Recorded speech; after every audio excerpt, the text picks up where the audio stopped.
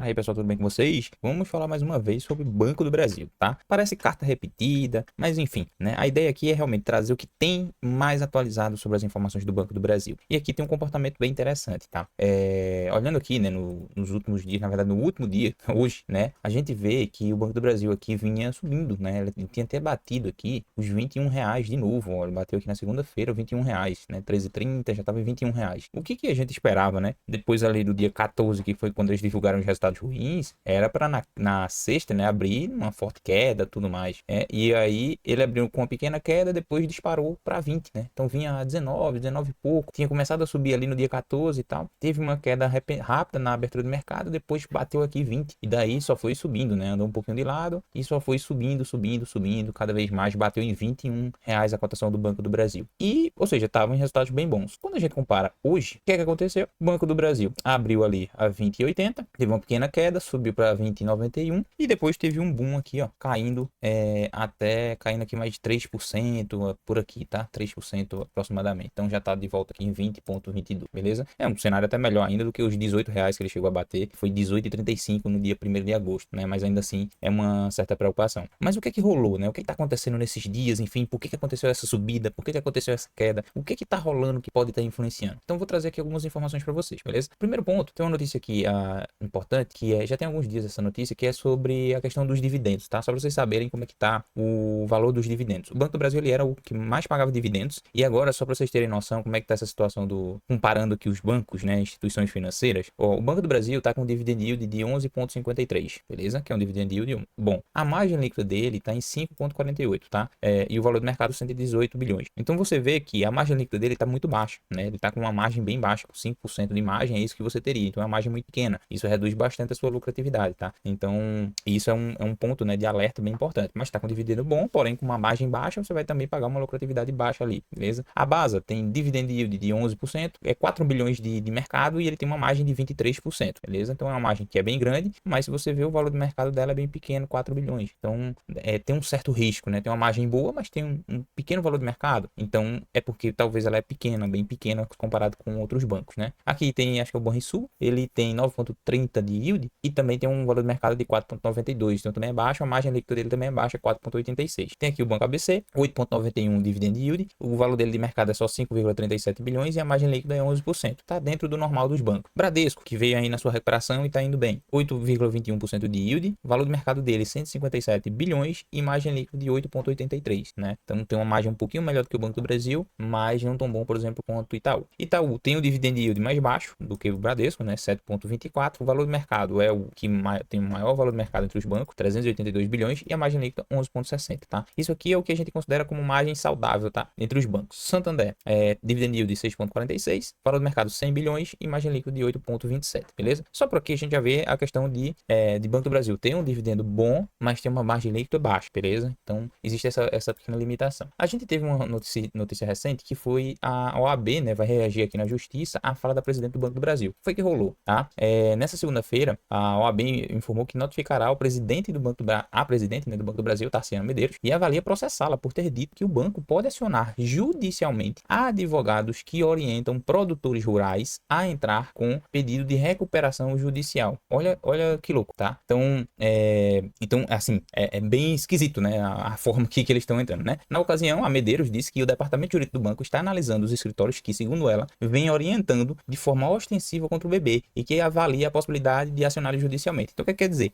A gente tem ali, né, no Banco do Brasil, uma inadimplência grande, e aí o que ela tá fazendo? Olha a ideia, que loucura isso. Tá acionando diretamente os escritórios de advocacia que estão pegando as empresas, né, enfim, e o pessoal, os produtores rurais, para que possam entrar com recuperação judicial, para que eles possam atrasar a dívida, né, enfim, flexibilizar a forma de pagamento da dívida que tem com o banco, que obviamente melhoraria o lucro, né, do Banco do Brasil, né, que ele tá sofrendo com essa inadimplência, tá?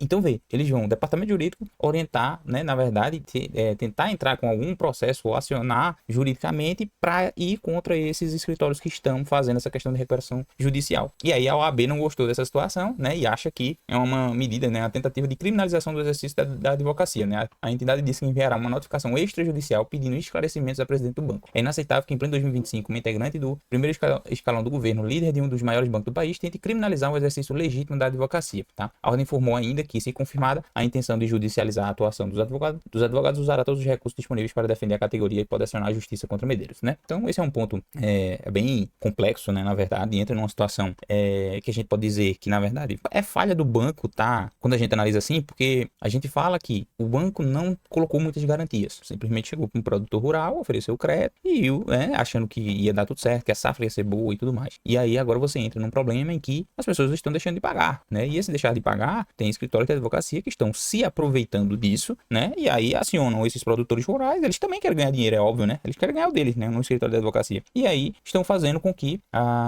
esses produtores rurais possam entrar com uma recuperação judicial. E aí o banco, obviamente, vai ter atraso para receber cada vez mais esses valores lá que estão sendo provisionados todo mês, né? Na verdade, a cada trimestre ali no banco, porque tem uma possibilidade de perda. Então, é bem ruim essa situação aí. E até essa fala, né? Que é ruim de dar uma fala como essa aqui, você acaba gerando problema agora com a própria OAB, beleza? Uma outra informação aqui importante, né? O peso do Banco do Brasil no índice Ibovespa despenca na prévia da carteira divulgada pela B3, tá? Então, ó, a segunda prévia, né? Da carteira da Ibovespa, o principal índice, né? Da Bolsa, ele mostrou um ajuste significativo de peso nas ações do Banco do Brasil, tá? Então, antes ele estava no quinto maior, né? Lugar lá, e agora foi pro 12º no ranking. A fatia do Banco Estatal passou de 3,8 para 2,85, beleza? Com o rebalanceamento, a ação da mineradora Vale passa a ter o maior peso ainda no Ibovespa, tá? Passando dos atuais 10,468 para 11,72, tá? Itaú também ganha mais espaço, de 7,833 para 8,199, beleza? Se a gente for olhar aqui, ó, deixa eu mostrar para vocês a planilha, ó, na planilha aqui eu trouxe para vocês a planilha de valores, a gente consegue ver aqui, ó, a Vale tá como maior, depois em segundo já vem Itaú, depois aqui tem Petrobras, né? Tem as duas Petrobras aqui, né? Vamos dizer Petro 4, Petro 3, que juntando aqui daria 10 e pouco, 10,7, né? Então ele estaria em segundo aqui, na verdade, passando o Itaú, mas como são índices diferentes, né? Na verdade, tickers diferentes, eles colocam separado. Depois vem aqui Bradesco, depois vem Sabesp, Eletrobras, e aí sim, aqui é B3, Itaúsa e Banco do Brasil aqui, ó. Já ficando na 12ª posição aqui, beleza? Depois vem BTG Pactual com 2,76, Embraer, VEG, Ambev, Equatorial, Redditor, Rentalcar, Suzano, Prio, Eneve, Vivo, Vibra e por aí vai, beleza? Então tem essas informações aí pra gente notar, tá? Aqui também tava a informação lá do Ibovespa. Aqui, o que a gente tem? Tem uma matéria falando sobre o banco, se o Banco do Brasil, né, ele tá preparado para lidar com essa lei Magnitsky. E aí tá rolando uma questão que já haviam falado antes, né, se poderia ter impactos ali pro Banco do Brasil dessa lei Magnitsky, certo? Porque a gente tá falando, vamos dizer, de uma estatal, né? E tem lá a questão das sanções, né, dos Estados Unidos e o STF recebe os valores pelo Banco do Brasil, beleza? Então o que acontece? O Banco do Brasil, ele afirmou, né, nessa terça, que está preparado para lidar com temas complexos e sensíveis que envolvem regulamentações globais. A fala foi feita após questionamento da Reuters sobre a aplicação da lei Magnitsky, usada pelos Estados Unidos contra o ministro Alexandre de Moraes, do Supremo Tribunal. No final de julho, o governo do presidente norte-americano Donald Trump impôs sanções a Moraes, acusando de autorizar prisões arbitrárias e tal. Aqui já tem essas informações, enfim, acho que todo mundo já sabia disso, mas aí entra uma nova, né?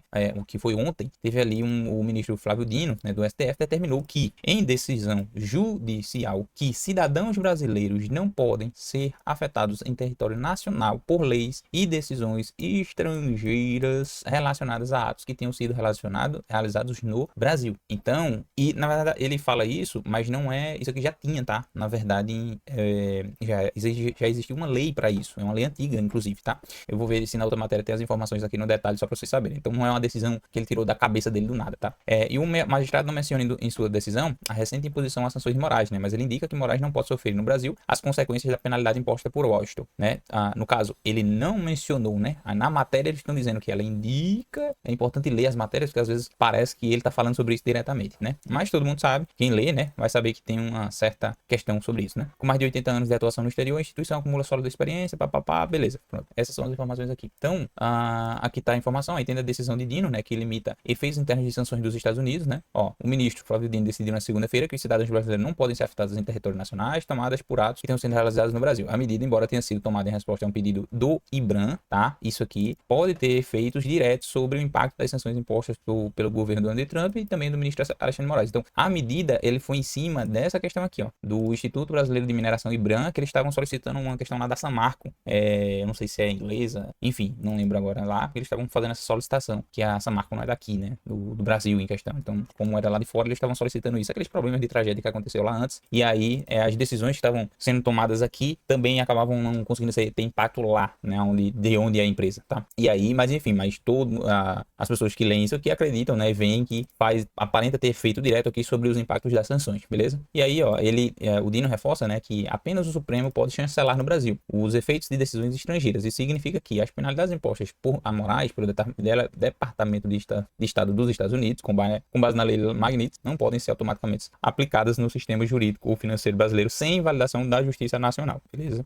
Mais uma vez, não foi isso que ele falou, né? Na verdade, ele só reforçou que apenas o Supremo pode chancelar, tá? Aí aqui, na matéria que a gente escreveu, explica, né? Isso significa que as penalidades, tal. Que às vezes a gente lê aqui a matéria, a pessoa pensa, não, ele falou isso. Não é que ele falou isso diretamente. Foi quem montou a matéria, ele diz que isso tem certo impacto aqui, pode ter certo impacto. E aí eles dizem aqui que gerou uma pressão sobre os bancos brasileiros, tá? Então vamos lá, a decisão ocorre em meio a um debate sobre como os bancos e instituições financeiras brasileiras devem reagir às sanções. Moraes foi incluído na lei Magnitsky, etc. As sanções prevê. Então isso poderia, em tese, afetar Moraes no Brasil por meio de restrições ao uso de cartão de crédito e bandeiras americanas, Desde a imposição das sanções, não tem mais informação nenhuma, né? Eles repetem aqui as mesmas informações de sempre. Mas enfim, aí eles falam que pode ter um certo impacto nos bancos. O que é esse pode ter um certo impacto nos bancos, né? Eles falam isso no sentido de que pode haver alguma influência, né, de decisões judiciais que possam impactar os bancos, né? E aí, vamos dizer, como se você ferisse, vamos dizer, a soberania de cada banco, né?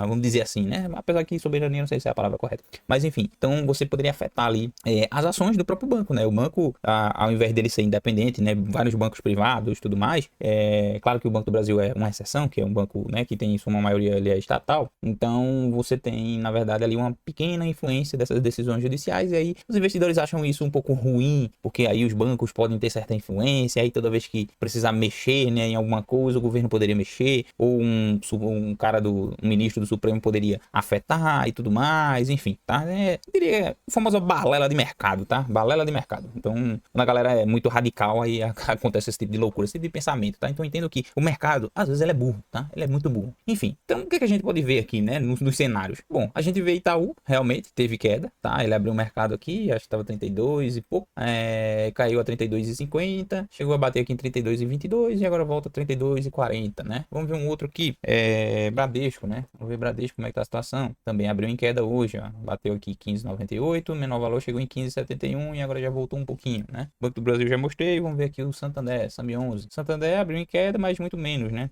Caiu quase nada e já voltou aqui para os valores. Então, em tese, né? E até eles falam aqui, ó, já tem até uma matéria aqui de 2 horas atrás, que provavelmente vai falar disso, ó. É a lei Magnitsky, né? E aí fica a interrogação, que nem o cara que escreveu sabe, né? Na verdade, nem tudo na vida a gente tem certeza, tá? Então, ó, ele fala aqui que as ações despencaram 3%, 4%, falam sobre essa questão da decisão aqui do Flávio Dino, do Supremo Tribunal, sobre essa lei Magnitsky, né?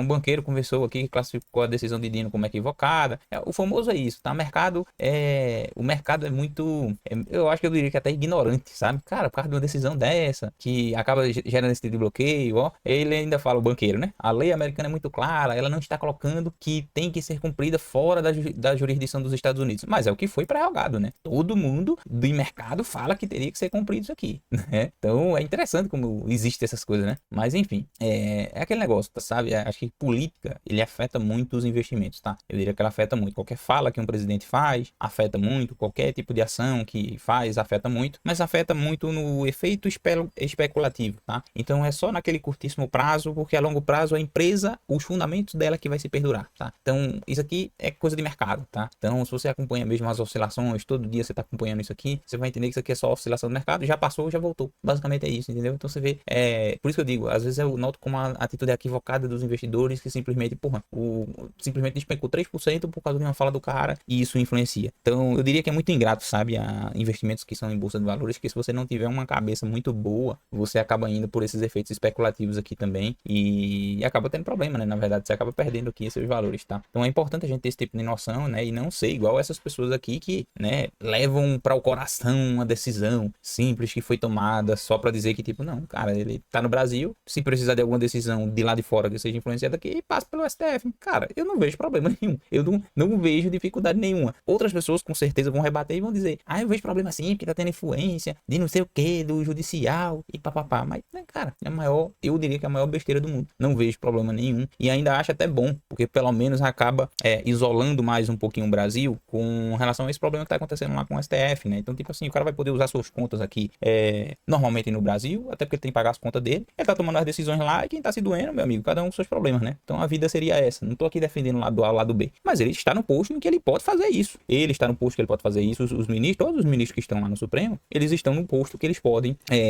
fazer lá as votações deles e estão fazendo as votações deles seguindo os ritos normais. Quando houver algum problema, é só alguém ir lá ir lá denunciar e achar que é injusto, né? Tudo é possível de ser reconsiderado, tá? Mas eu diria que é isso, tá? Não gosto muito de se envolver com política, tá? Mas eu diria que é isso. Eu acho que agora, pelo menos, vai acalmar muitos ânimos aqui com relação a isso, porque já se sabe que com essa decisão, qualquer mexida ou incluiu mais um outro na lei Magnitsky, ou seja lá o que for, como tem esse bloqueio aqui do Supremo Tribunal, você já garante um pouquinho mais que não vai sofrer tanto impacto aqui, né? Então tudo bem, bloqueie os cartões que são aí de empresas dos Estados Unidos, bloqueie transações para os Estados Unidos, bloqueie o passaporte dele para os Estados Unidos, a família se você quiser, enfim. Mas para cá você deixa a legislação daqui do Brasil seguindo normalmente e aí cada um fica no seu canto, cada um fica no seu quadrado e vai dar tudo certo, beleza? Bom, essa é uma overview bem interessante, mas assim, no final, o que eu poderia dizer para você, tá? Será que ainda é para investir no Banco do Brasil? Não é para investir no Banco do Brasil? Bom, o que vai acontecer? Provavelmente, vocês já viram que teve uma leve queda ali com base nos resultados, né, que saíram e depois ele já voltou e começou a crescer, tá? O que o mercado tá entendendo? E aí volto mais uma vez para dizer, o mercado, muitas vezes, ele é burro e é especulativo. O que os economistas, analistas estão tomando como base? Cara, o pior já passou, é isso. Então, é essa forma que eles estão entendendo. Se o pior já passou, eu posso voltar a investir. Então, foi isso que aconteceu. Eles voltaram a investir no Banco do Brasil, o Banco do Brasil chegou aqui nos seus valores altos, né? Talvez entra aqui compradores estrangeiros, né? Enfim, e agora com essa notícia da Magnitsky aí do Supremo Tribunal Federal, ele volta a ter uma queda aqui, aí volta para os seus R$ 20. Então, ele vai ficar nessas oscilações aí, beleza? Não sei se ele consegue se manter em alta, por mais que os próximos resultados também não devem ser bons. E aí você vê pelo comentário da própria presidente que ela tá tentando, né, com o jurídico acionar outros escritórios de advocacia. Então você vê que é como se o Banco do Brasil não tivesse uma saída, de fato, para resolver o problema de inadimplência a curto prazo. Por quê? Porque já foi feito, não tinha garantias, né? Tipo assim, eles não forneceram crédito, sei lá, com a garantia de tipo assim, ó, se tu não me pagar, eu vou levar teu terreno. Se tu não me pagar, eu vou levar teu carro. Não, provavelmente eles facilitaram para o produtor rural. E aí, basicamente, o produtor rural não tem garantia de nada, beleza, posso simplesmente não pagar, e aí é problema para vocês. E pronto. E ainda entra um escritório de advocacia e ainda se coloca lá para poder fazer a recuperação judicial de produtores rurais. Pronto. Ainda consegue jogar muito para frente essa questão aí dos pagamentos, né? Consegue atrasar bastante isso. Só quando tiver uma recuperação é que eles vão poder pagar. Enfim, então, cara, é bem complicado isso. Não tô dizendo que o banco não vai receber. Deve receber, mas deve demorar para receber por conta dessas recuperações judiciais que vão impactar a curto prazo. No longo prazo eles recuperam, mas no curto prazo não. Então, nesse pequeno espaço de tempo aqui, ele vai sofrer um pouco, tá? Então, assim, não tô dizendo para você não investir. Tô dizendo que